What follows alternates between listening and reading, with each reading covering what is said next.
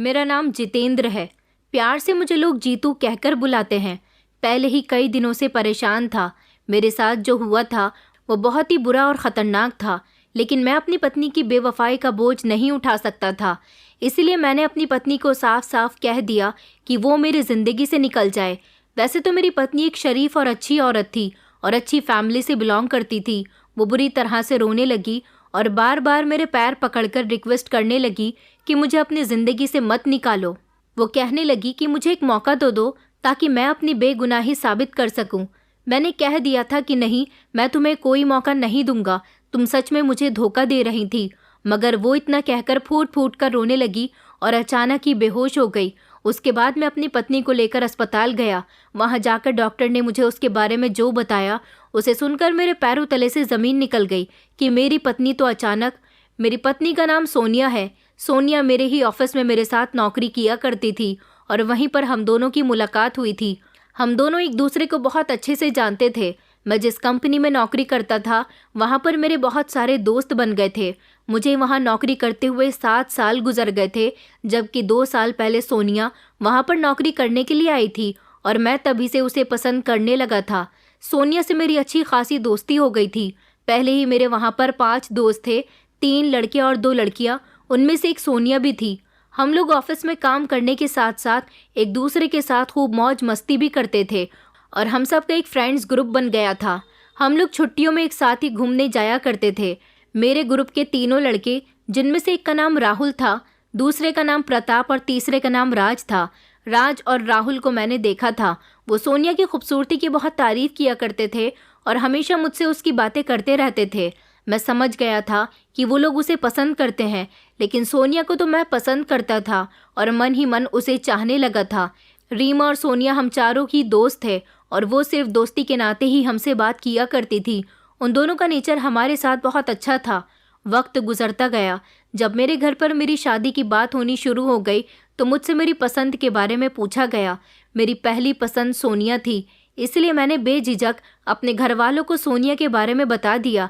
इसलिए मेरे घर वाले सोनिया के घर मेरा रिश्ता लेकर चले गए थे। उधर सोनिया के घर वालों ने भी मेरे और उसके रिश्ते से इनकार नहीं किया था, बल्कि खुशी खुशी हम दोनों का रिश्ता तय कर दिया था।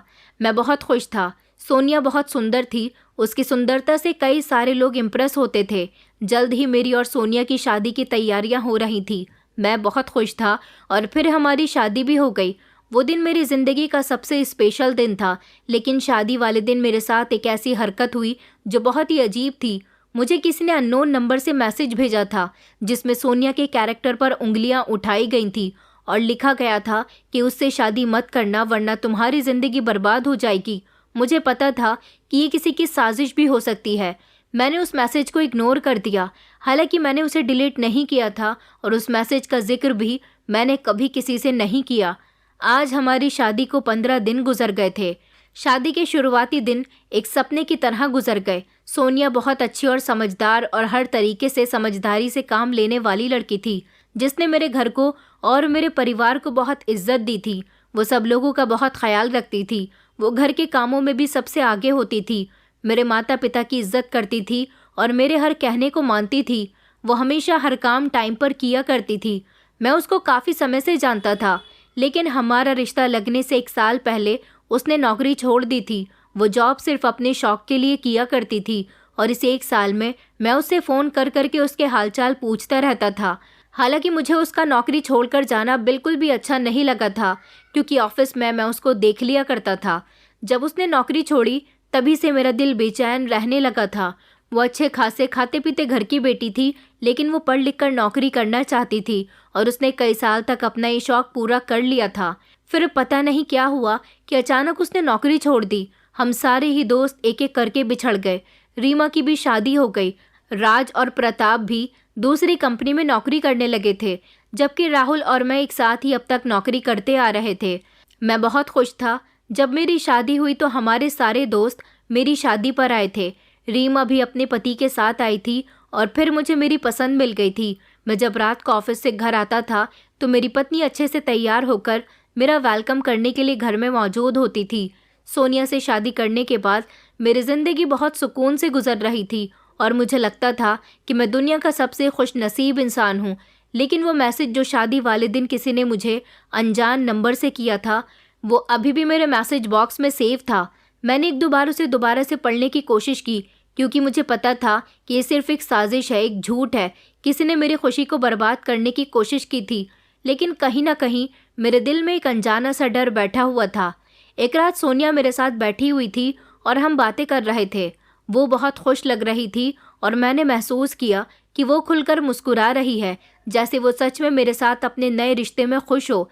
मैंने भी अपना सारा ध्यान और मोहब्बत अपनी पत्नी पर लगा दिया था, क्योंकि मैं जानता था कि अगर मैं अपनी पत्नी से बेजार हो जाऊंगा तो मेरा ऐसा बिहेवियर मेरी शादीशुदा ज़िंदगी पर बुरा असर डालेगा। कुछ दिनों बाद मेरे मामा जी के घर शादी थी। मुझे वहाँ जाना था। सोनिया भी तैयार हो गई थी और हम दोनों एक साथ शादी में जैसे ही पहुँचे, मैंने महसूस किया कि मेरे कुछ रिश्तेदार मेरे करीब आकर अजीब तरह की बातें कर रहे हैं। उनके चेहरे पर एक अजीब सी मुस्कुराहट थी, जैसे वो कुछ कहना चाह रहे हों, लेकिन वो कह नहीं पा रहे हों।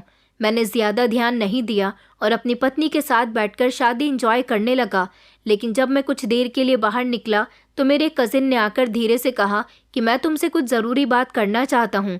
मैंने हैरानी से उसकी तरफ देखा और उसे साथ लेकर थोड़ा अलग हो गया था। वो कहने लगा कि मुझे तुमसे ज़रूरी बात करनी है, लेकिन मैं नहीं चाहता कि तुम नाराज़ हो जाओ। मैंने उससे कहा कि तुम जो भी कहना चाहते हो खुलकर कहो, क्योंकि मैं हर बात सुनने के लिए तैयार हूँ। उसने कहा कि कुछ दिनों से तुम्हारे मोहल्ले में कुछ अजीब सी बातें हो रही हैं और मैं चाहता हूँ कि तुम इस बात पर गौर करो।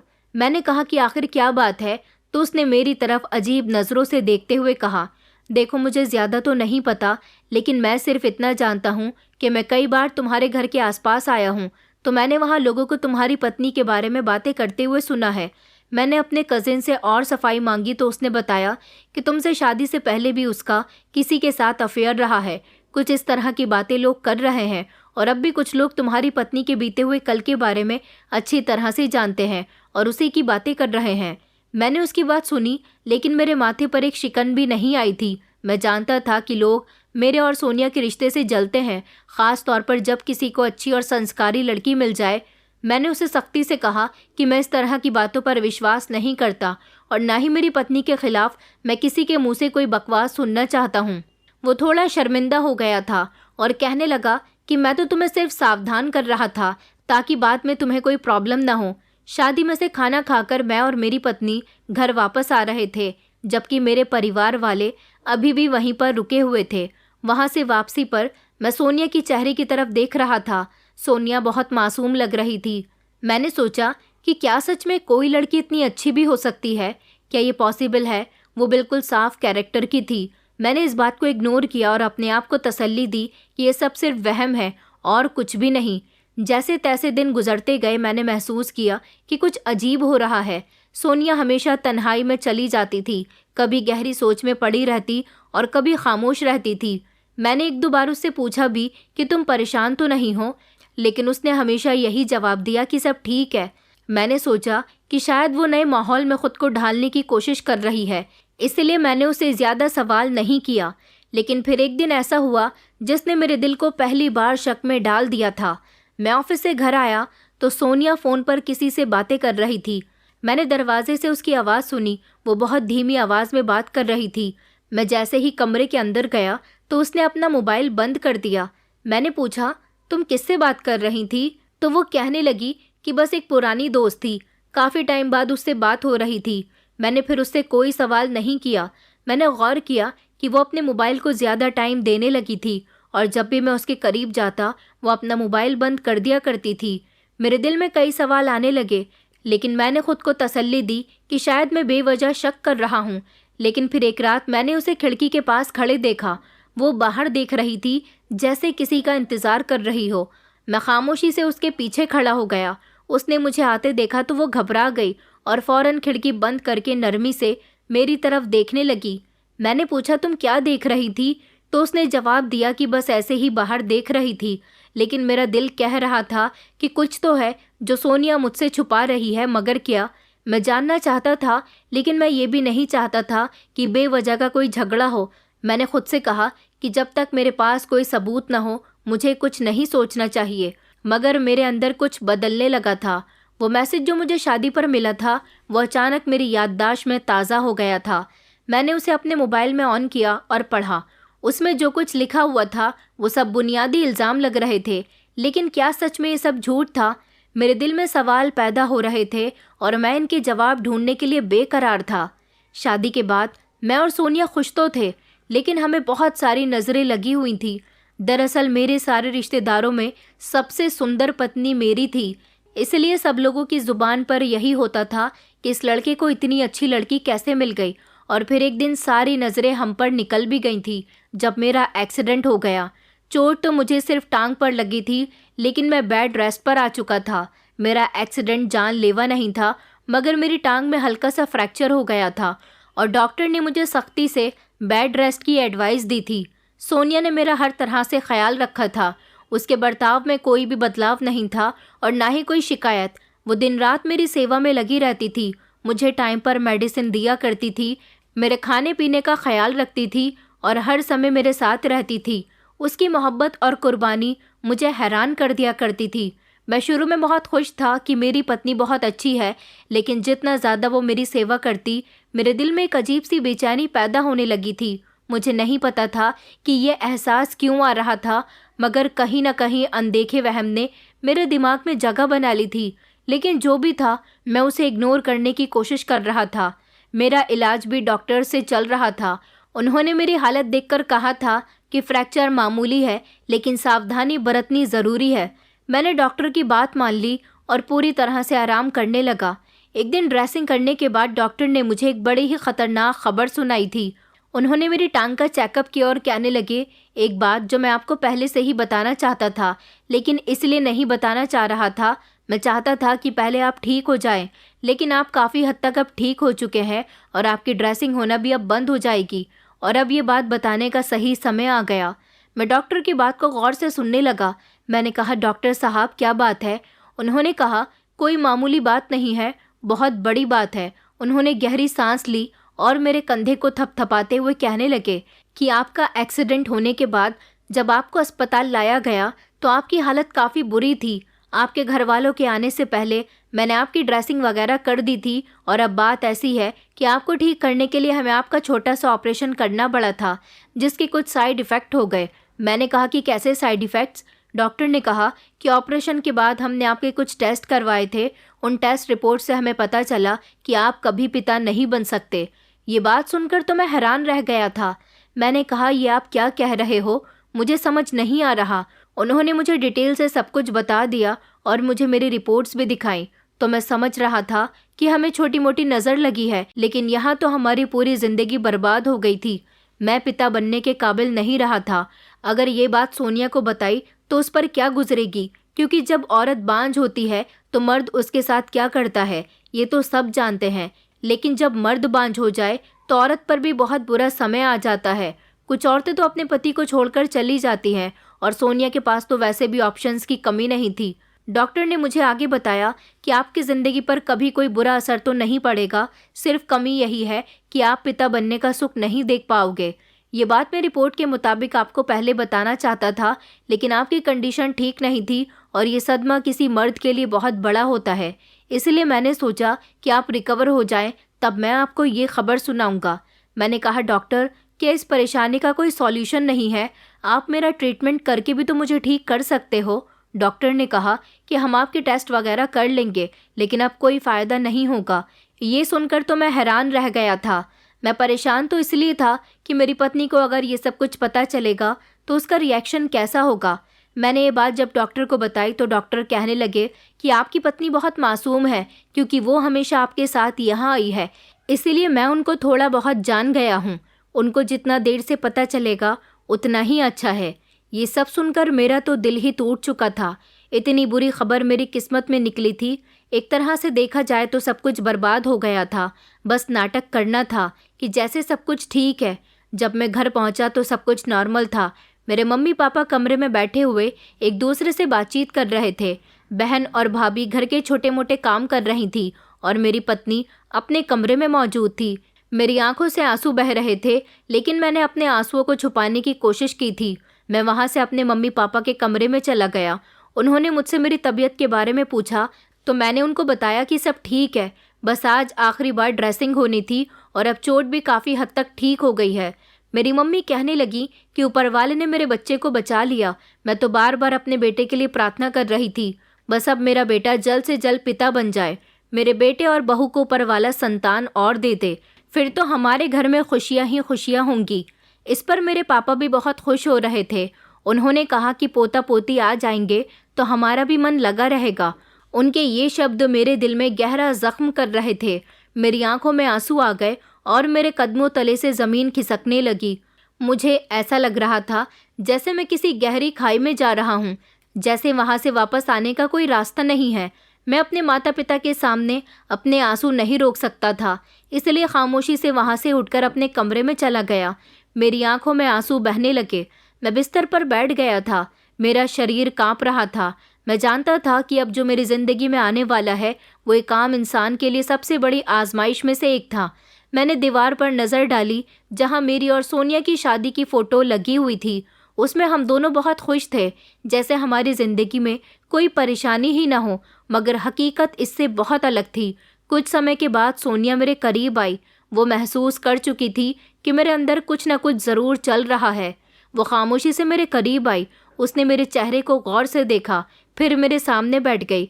उसने मेरे हाथ को अपने नरम हाथों में थाम लिया और धीरे से कहने लगी कि जीतू, आप परेशान क्यों हो? क्या हुआ है? डॉक्टर ने कुछ कहा है क्या? सब ठीक तो है ना? आज घर में काम बहुत ज़्यादा था, इसलिए मैं आपके साथ आपकी ड्रेसिंग करवाने के लिए नहीं जा सकी। मैं घबरा गया।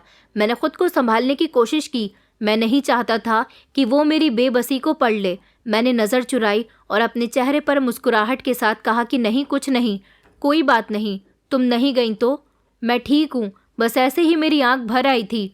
मम्मी मुझे पिता बनने की दुआ दे रही थी, इसलिए वो जानती थी कि मैं झूठ बोल रहा हूँ। उसने मेरे हाथ को मजबूती से पकड़ा और कहने लगी कि मैं आपकी पत्नी हूँ, आपका हर दुख मेरा भी दुख है। अगर कोई परेशानी है तो मुझसे शेयर कीजिए, और हम दोनों का रिश्ता सिर्फ पति पत्नी का नहीं, बल्कि हम तो पहले से ही बहुत अच्छे दोस्त भी हैं। मैंने उसकी आंखों में झांका तो वहाँ पर मुझे मोहब्बत और फिक्र दिखाई दे रही थी, मगर मैं उसे क्या बताता कि जो बात मेरे सीने में दफन है वो हमारी पूरी ज़िंदगी बदल सकती है। मैंने अपना सर झुका लिया और फिर कहा कि सब कुछ ठीक है, तुम परेशान मत हो, और अभी तो हमारी ज़िंदगी शुरू हुई है। मैं तुम्हारे साथ खुश हूँ, मैं परेशान नहीं हूँ। ये शब्द कहते हुए मेरा दिल अफसोस से भर गया था कि क्या ये सच में खुशहाल ज़िंदगी थी। मैं जानता था कि मेरा असल इम्तिहान अब शुरू होने वाला था। ये राज जो मैं अपने सीने में दफन किए बैठा था, यह हकीकत में किसी को बता नहीं पा रहा था। मैं किसी को ये बात बताने की हिम्मत नहीं रखता था कि मैं कभी पिता नहीं बन सकता। अगर मैं खामोश रहता तो इल्ज़ाम मेरी पत्नी पर आ जाता। मैं देख सकता था कि कुछ ही महीनों में सवाल उठने लगेंगे, बातें होंगी और लोग इस बात का अंदाज़ा लगाएंगे कि मेरी पत्नी अभी तक गर्भवती क्यों नहीं हुई। फिर लोग मेरी पत्नी को ही इसमें दोष देंगे, तो कुछ लोग उसे ताने देंगे, बेचारी सोनिया। लोग यही कहेंगे कि लड़की तो बहुत सुंदर है, लेकिन अपने पति को अब तक एक बच्चा न दे सकी। ऐसी औरत तो बेकार होती है, ऐसी औरत की खूबसूरती भी किसी काम की नहीं होती। हर कोई यही कहेगा कि जीतू तो बिल्कुल सेहतमंद और ठीक है, कमी तो उसकी पत्नी में ही है। मुझे इन सब बातों के बारे में पहले से ही पता चल गया था। मैं जानता था कि जब भी बच्चा ना होने की बात आएगी तो उंगलियां सोनिया पर ही उठेंगी, क्योंकि हमारे समाज में औरत को ही हमेशा कसूरवार समझा जाता है। मर्द पर कभी कोई इल्ज़ाम नहीं लगा सकता। लेकिन क्या मेरी पत्नी इस इल्ज़ाम का बोझ उठा सकती थी? क्या वो मेरा साथ देगी या फिर मुझे छोड़कर चली जाएगी? ये वो सवाल थे जिनका जवाब मुझे नहीं पता था, और ना ही मैं इनके बारे में सोचना चाहता था। मैं सिर्फ इतना जानता था कि अब मेरी ज़िंदगी एक ऐसे रास्ते पर थी जहां हर कदम पर इम्तिहान था और सिर्फ आजमाइश थी। मेरे लिए फ़ैसला करना बहुत मुश्किल था कि मैं सोनिया को सब कुछ बता दूं या फिर वक्त के साथ खामोश रहूं। ये ज़िंदगी जो इतनी हसीन लग रही थी, अचानक इतनी बेरंग क्यों हो गई? हमारी शादी को 3 महीने ही हुए थे कि मेरा एक्सीडेंट हो गया और मुझे इतनी बुरी खबर मिल गई। मेरे घर वालों को ऐसा लग रहा था कि जैसे सब कुछ ठीक हो जाएगा, मुसीबत टल गई। लेकिन असल मुसीबत तो अब शुरू हुई थी। डॉक्टर ने मुझे एक ऐसी खबर सुनाई जिसने मेरी पूरी दुनिया हिलाकर रख दी थी। मैं कभी पिता नहीं बन सकता था।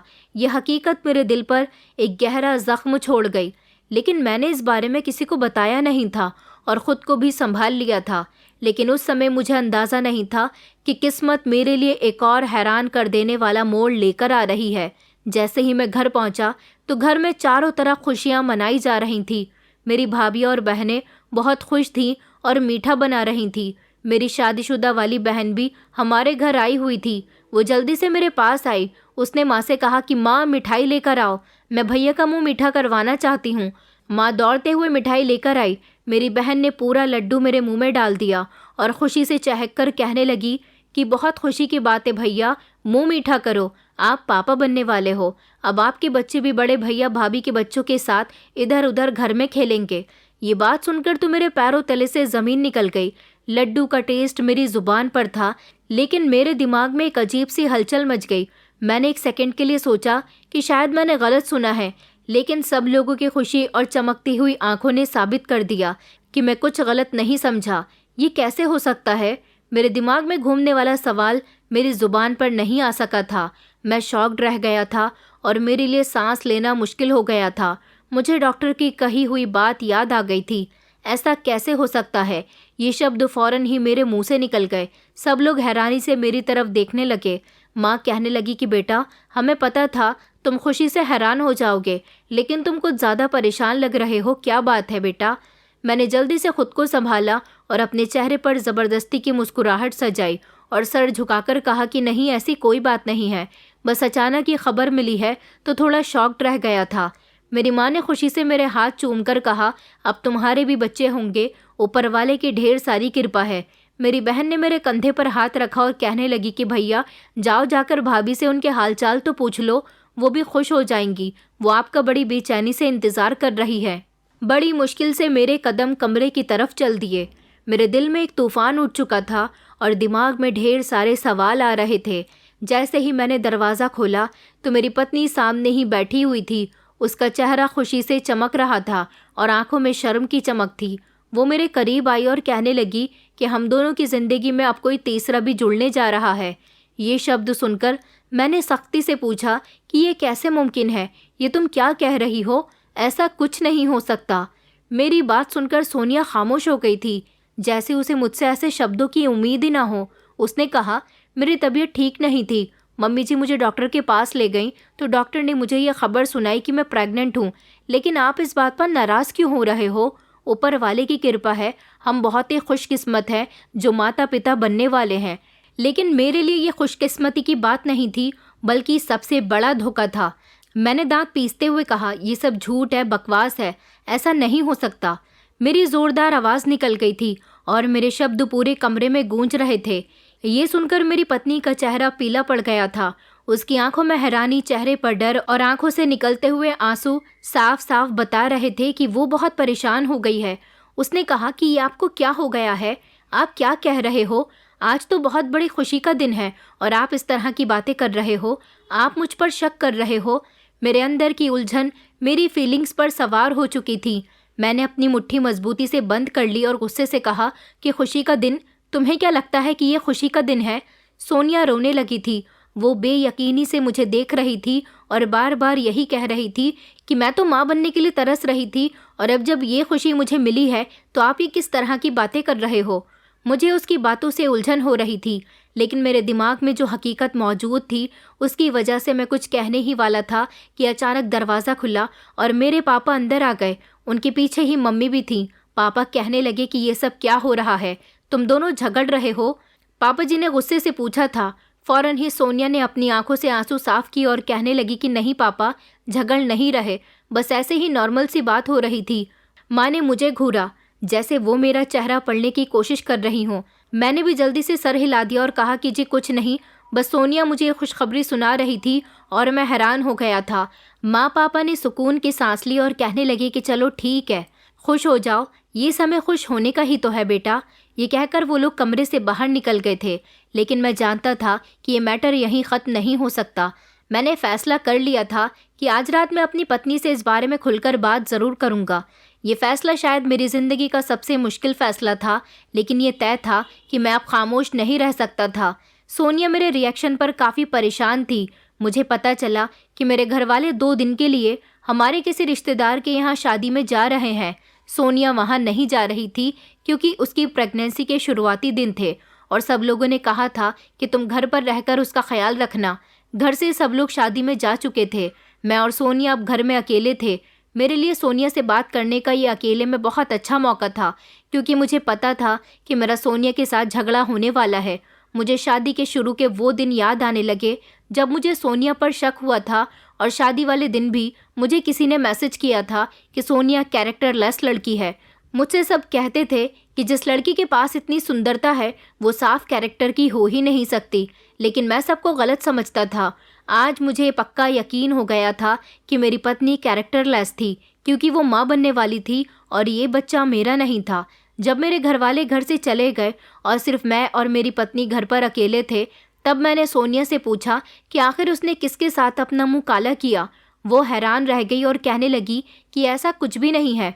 फिर मैंने उसे सब कुछ बता दिया था तो वो भी हैरान हुई। उसने कहा कि जिसने भी आपको ये सब कहा है कि आप पिता नहीं बनने वाले, ये झूठ है क्योंकि मेरे पेट में जो बच्चा है वो आपका ही है। लेकिन मुझे तो ये सब डॉक्टर ने बताया था और डॉक्टर गलत नहीं बता सकता। मैंने सोनिया से कहा कि तुम निकल जाओ मेरे घर से, मैं तुम्हें डिवोर्स दे दूंगा। वो डिवोर्स के बारे में सुनकर ही डर गई थी और ज़मीन पर बैठ गई। मुझसे माफ़ी मांगने लगी और कहने लगी, ये आप क्या कह रहे हो? आप गलत समझ रहे हो। प्लीज़ मुझे मत छोड़ना, मैं आपसे बहुत मोहब्बत करती हूँ। आज तो खुशी का दिन है, हम लोग माता पिता बनने वाले हैं और ये बच्चा आपका ही है। मैं ज़ोर से चिल्लाया और कहने लगा कि नहीं, ये बच्चा मेरा नहीं है। हमारा बहुत झगड़ा होने लगा। कभी मैं उसको इल्ज़ाम लगाता तो कभी उसको कैरेक्टरलेस कहता। वो बार बार सफाइयाँ दे रही थी और रो रही थी। काफ़ी देर तक यही सब कुछ चलता रहा। मैं अपनी पत्नी को कैरेक्टरलेस कहने के साथ साथ बहुत गलत शब्द भी इस्तेमाल कर रहा था जिनको सुनकर उसे बहुत तकलीफ़ हो रही थी। मैं गुस्से में ये सब कुछ कह रहा था। मैंने गुस्से की हालत में अपनी पत्नी के साथ बहुत बुरा सलूक किया जो किसी भी औरत के लिए दिल दहला देने वाला था। सोनिया खामोश थी और कुछ नहीं कह रही थी और मैं इन इल्ज़ामों को उसके सामने दोहरा रहा था जैसे ये कोई हकीकत है। मैंने कहा कि तुम्हारा कैरेक्टर साफ नहीं है, तुमने ये सब कुछ क्यों छुपाया और ये बच्चा मेरा नहीं हो सकता। ये शब्द मेरे मुंह से बार बार निकल रहे थे। सोनिया की आंखों में गहरी चुप्पी थी जैसे वो गहरी तकलीफ में हो। शब्द जो मैं उस पर फेंक रहा था वो उसे सुनकर बर्दाश्त करके चुपचाप उसका जवाब दे रही थी। उसने कहा, तुम जो भी कह रहे हो मैं उसका जवाब नहीं दूंगी। मैं सिर्फ ये जानती हूँ कि मैंने कभी तुम्हारा साथ नहीं छोड़ा, हमेशा तुम्हारा साथ दिया। उसकी बातें मुझे तेज़ धार की तलवार की तरह लग रही थी। मैं उस समय अपनी हालत को समझ नहीं पा रहा था, लेकिन मैंने उसे उस समय धकेलना शुरू कर दिया जबकि उसकी हकीकत उसके चेहरे से साफ नज़र आ रही थी। मेरे दिल में खुद को इतनी तकलीफ़ देने का कोई जवाब नहीं था। मैं जानता था कि मेरी पत्नी पर लगाए गए इल्ज़ाम बिल्कुल ठीक है, लेकिन मेरा दिल मुझे सही फैसला करने पर कंफ्यूज कर रहा था। उस समय मैंने सोनिया से कहा कि आखिर तुमने मेरे साथ ऐसा क्यों किया, क्यों मुझे धोखा दिया। वो और भी ज़्यादा खामोश हो गई। उसका चेहरा अफसोस में था जैसे वो मेरे हर सवाल का जवाब जानती थी। उसने रोते हुए कहा, मैं सच कह रही हूँ जीतू, ये बच्चा तुम्हारा ही है। उसकी आवाज़ में बहुत प्यार था। फिर वो कुछ और कहने ही वाली थी, लेकिन मैंने उसे कुछ और न कहने के लिए खामोश करवा दिया क्योंकि मेरा गुस्सा और शक उस समय की हकीकत बन चुका था। मैंने फैसला कर लिया था कि मैं उसे अपने घर से यहाँ तक कि अपनी ज़िंदगी से भी निकाल कर रहूँगा। वो इतनी बुरी तरह से रो रही थी कि उसकी तकलीफ़ बहुत बड़ी थी, मगर वो रोते रोते अचानक बेहोश हो गई। उसे इस तरह बेहोश देखकर मैं घबरा गया था क्योंकि उस समय घर में कोई भी मौजूद नहीं था और फिर वो माँ बनने वाली थी। मैं कुछ समझ नहीं पा रहा था। मेरे दिल में बहुत सारे सवाल थे, लेकिन उसकी हालत ने मुझे चौंका दिया था। मैं फ़ौरन उसका हाथ पकड़कर और उसे उठाकर अस्पताल ले गया था। जब डॉक्टर ने उसका चेकअप किया तो बताया कि ये तो माँ बनने वाली है और उनकी हालत नॉर्मल से बहुत अलग है। डॉक्टर ने कहा कि हम इनका अल्ट्रासाउंड करवाना चाहते हैं। जैसे ही अल्ट्रासाउंड हुआ तो रिपोर्ट में ये बात सामने आई कि सोनिया सच में प्रेग्नेंट थी, लेकिन ये बात भी साफ हो गई कि ये प्रेगनेंसी सोनिया को हमारी शादी के पहले ही महीने में रह गई थी। ये बच्चा उस समय का था जब हम शादी के शुरुआती दिनों में थे। इसका मतलब ये बच्चा मेरा था, लेकिन फिर भी अपने दिल को तसल्ली दिलाने के लिए मैं अपनी पत्नी का करवाया गया अल्ट्रासाउंड लेकर उस डॉक्टर के पास गया जो मेरा ट्रीटमेंट कर रहा था। वहाँ मेरी मुलाकात डॉक्टर से हुई और मैंने डॉक्टर को पूरी बात बताई तो डॉक्टर कहने लगे कि दरअसल हम बहुत शर्मिंदा हैं और आपके साथ एक बहुत बड़ी गलतफहमी हो गई है। मैंने महसूस किया कि डॉक्टर बहुत शर्मिंदा हो रहे थे। उन्होंने मुझे समझाया कि नॉर्मली ऐसा हो जाता है कि अस्पताल में एक ही नाम के 2 लोगों की रिपोर्ट्स आपस में एक्सचेंज हो जाती हैं, और आपके साथ भी बिल्कुल वैसा ही हुआ। आपके ही नाम के एक आदमी हमारे अस्पताल में अपनी रिपोर्ट लेकर आए थे और आपकी भी रिपोर्ट्स थीं। आप दोनों की रिपोर्ट आपस में बदल गई। दरअसल आपके हम नाम परसों ही हमारे पास आए थे। वो बांझ है लेकिन अब बिल्कुल ठीक है। ये कहते हुए डॉक्टर बहुत शर्मिंदगी जाहिर कर रहे थे। उन्होंने कहा कि हमें पता था कि आप भी हमारे पास एक न एक दिन ज़रूर आओगे, तब हम आपसे अपनी मिसअंडरस्टैंडिंग की माफ़ी मांग लेंगे। डॉक्टर की बात सुनकर मुझे बहुत गुस्सा आया। उसने मेरी असली रिपोर्ट निकालकर जब मुझे दिखाई तो उसमें पता लगा कि मैं बिल्कुल ठीक हूँ। ये खबर सुनकर मुझे एक तरफ खुशी भी हो रही थी तो दूसरी तरफ उस डॉक्टर पर गुस्सा भी आ रहा था। मैंने गुस्से से अपनी मुट्ठी भींच ली। मन तो कर रहा था कि मैं डॉक्टर को यहीं पर मारना शुरू कर दूं, मगर डॉक्टर का कहना था कि गलती हमारी नहीं, गलती अस्पताल के स्टाफ की है और स्टाफ पर काफ़ी डांट पड़ चुकी है। वो बहुत शर्मिंदा हो रहे थे, मुझसे बार बार माफ़ी मांग रहे थे, लेकिन उसे नहीं पता था कि इस गलतफहमी की वजह से मैंने अपनी पत्नी के साथ कैसा सलूक किया।